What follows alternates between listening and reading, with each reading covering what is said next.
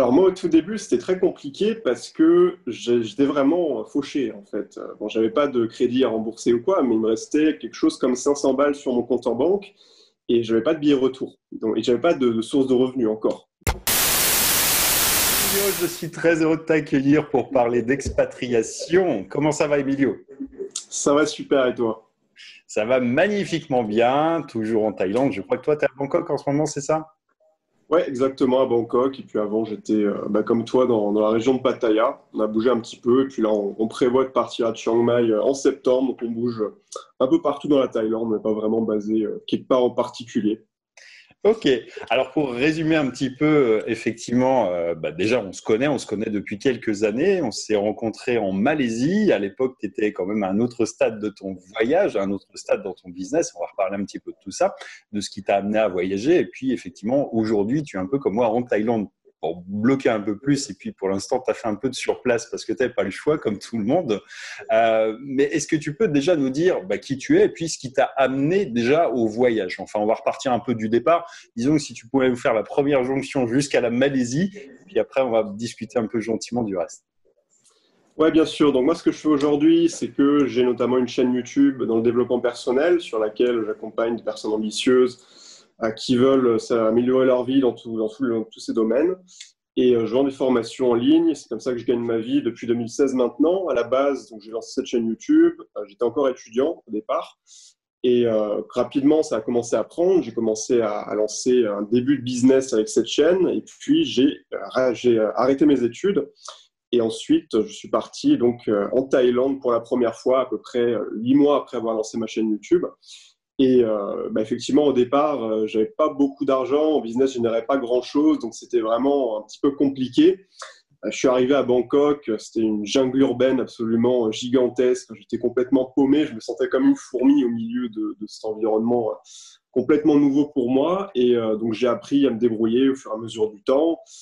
J'ai continué à voyager, j'ai bougé un petit peu d'abord dans la Thaïlande, après j'ai fait la Je te coupe, Malaisie. mais on va en reparler un petit peu après. Si ça te dérange pas, on va passer d'abord un petit peu sur la genèse du truc. Qu'est-ce qui t'a poussé à voyager? C'était quoi en fait le moteur de ton départ de France pour aller justement en Asie au début? Ouais, alors j'étais en France, donc à Bordeaux, j'habitais toujours chez mes parents parce qu'en fait je sortais des études, et donc voilà, j'avais pas encore l'indépendance financière.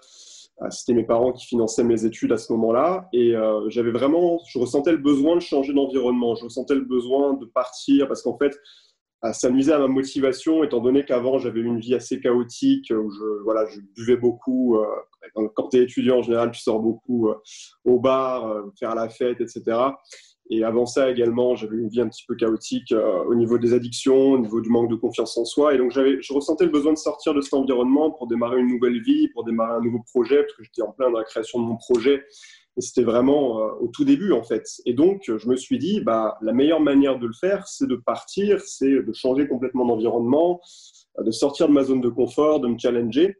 Et donc, sur un coup de tête, j'ai décidé comme ça de réserver un billet pour partir à Bangkok. Et ça me faisait peur au départ, évidemment, parce que j'avais jamais voyagé tout seul aussi loin. Euh, je l'ai déjà voyagé par le passé, mais jamais aussi longtemps pour une durée indéterminée. C'est toujours avec ma famille ou des choses comme ça. Donc, c'était un gros saut dans l'inconnu, mais je l'ai fait quand même. Et donc, à partir de là, j'ai pu vraiment construire mon business à l'étranger. J'ai voyagé donc en Thaïlande, ensuite en Malaisie, ensuite je suis parti au Laos, j'ai fait le Vietnam, j'ai fait Bali. Je suis revenu en Malaisie, c'est d'ailleurs là qu'on s'est rencontrés. Et puis progressivement, en fait, j'ai lancé des programmes de formation dans le développement personnel à travers ma chaîne YouTube.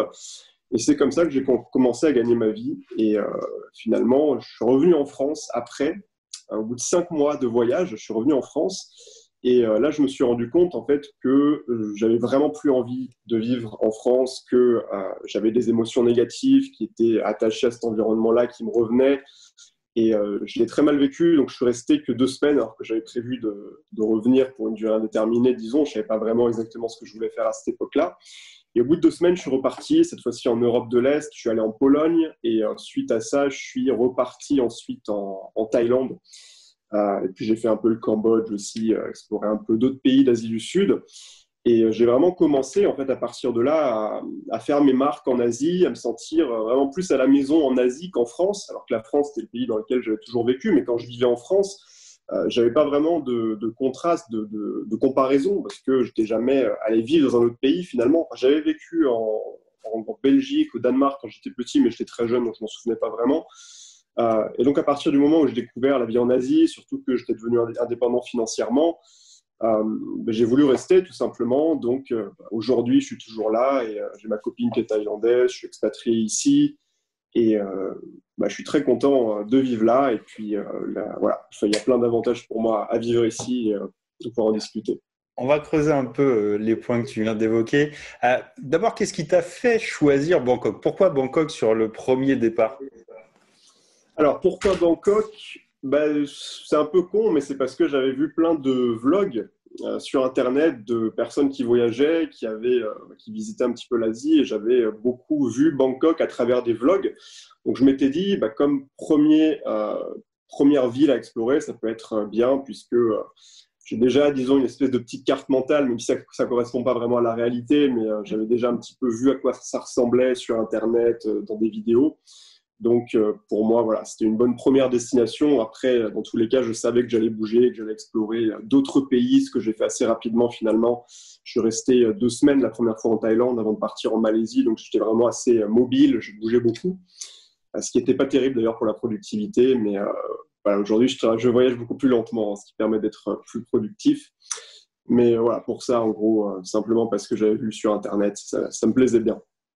Comment, au départ, tu es parti, tu n'avais pas beaucoup de moyens. Comment est-ce qu'on voyage quand on lance un business à la fois et quand on a peu de moyens? Comment est-ce que ça se passe? C'est quoi le quotidien d'un nomade digital comme ça au tout début du voyage? Salut, c'est Seb, j'espère que tu as aimé ce petit extrait. Si tu veux découvrir la suite de cette discussion, de cette histoire, eh bien, je t'invite à te rendre dans la description de cette vidéo pour accéder à un lien qui te permettra de découvrir ce témoignage et pas seulement celui-ci, puisque j'ai décidé pour l'occasion de faire appel à tout un tas d'expatriés, d'entrepreneurs nomades, de digital nomades pour raconter leur parcours, leurs histoires, puisque trop souvent on me dit oui mais toi t'es parti, mais moi je suis pas comme toi, moi j'ai peut-être une femme, des enfants, une famille, bref que sais-je, et justement l'objectif c'était de te montrer que c'est possible aussi pour toi, c'est possible quand on est une jeune femme, c'est possible quand on est une moins jeune femme, c'est possible quand on est en couple, c'est possible de le faire avec des enfants, c'est possible de choisir finalement aujourd'hui cette vie de liberté, et pour en fait en avoir un meilleur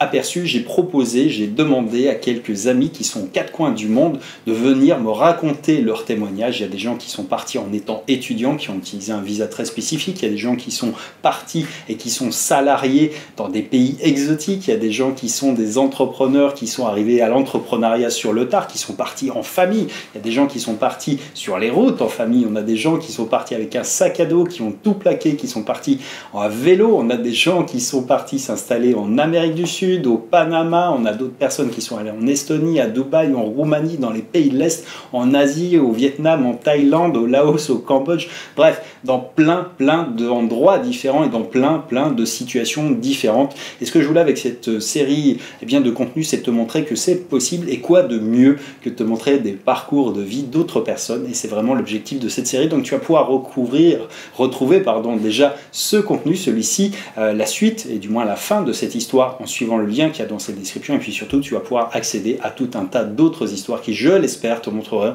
que c'est possible pour toi aussi dans ta situation quelle qu'elle soit aujourd'hui. Bref, je t'invite encore une fois à nous rejoindre et je te dis à très vite.